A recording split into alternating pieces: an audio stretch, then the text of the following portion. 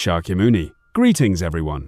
Today I want to share a story of why the beautiful Brahmin woman Māgaṇḍiyā took revenge on the Buddha.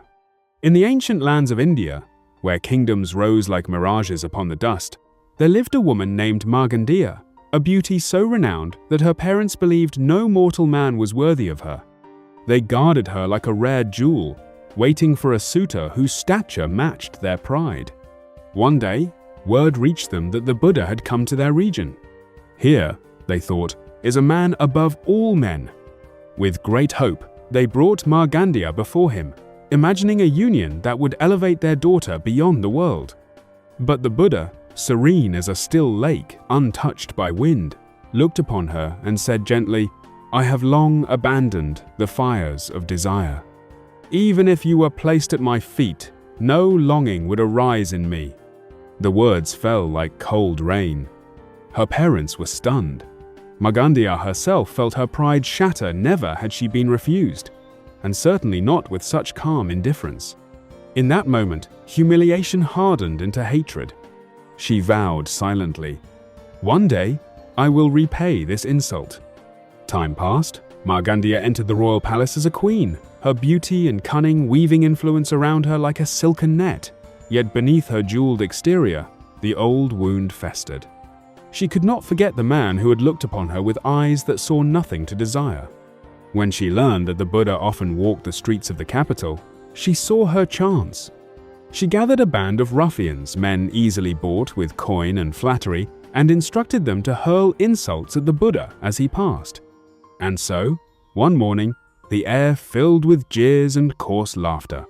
Yet the Buddha walked on, unshaken, his expression as tranquil as moonlight on water.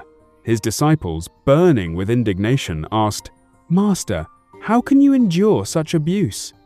The Buddha replied, "If a man offers you a gift, and you do not accept it, the gift remains with him. So, it is with anger and insult. I do not take them in." At his words, a sudden clarity dawned in the hearts of the disciples. Word of this reached Māgaṇḍiyā. Her anger deepened. She had struck, yet he remained untouched. From within the palace, she whispered doubts into the king's mind, weaving suspicion like a dark tapestry. She sought to turn royal favor against the Buddha, to drive him from the city.